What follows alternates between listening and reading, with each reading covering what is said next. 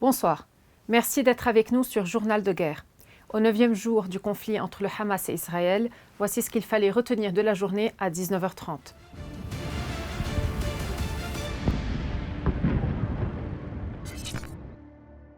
Nous commençons avec la situation à la frontière libano-israélienne. L'armée israélienne a déclaré que ses avions et ses hélicoptères de guerre visent des infrastructures militaires du Hezbollah au Liban, après que ce dernier a revendiqué l'attaque de la caserne de Hanita avec des missiles guidés qui a ciblé 2 chars Merkava et un véhicule de transport de troupes chenillées, ce qui a provoqué la chute de plusieurs soldats israéliens.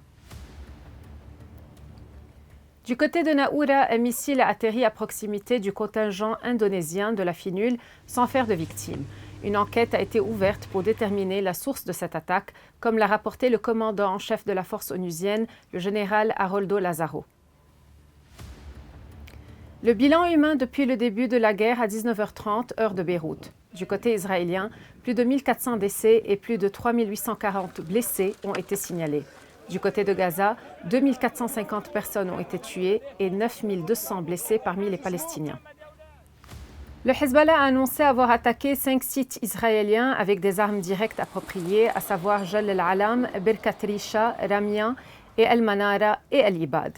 Dans un communiqué publié dimanche, la formation pro-iranienne a également annoncé que les combattants ont ciblé les caméras et l'équipement technique israélien installés sur le mur d'Al-Mtalli, précisant qu'ils ont été ciblés avec des armes appropriées, ce qui les a mis hors service.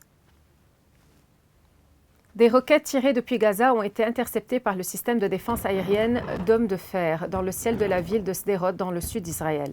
L'État hébreu se prépare à une offensive terrestre dans le nord de la bande de Gaza, pilonnée sans relâche. Merci de nous avoir suivis sur Ici Beyrouth. On se retrouve demain pour un autre résumé de la situation.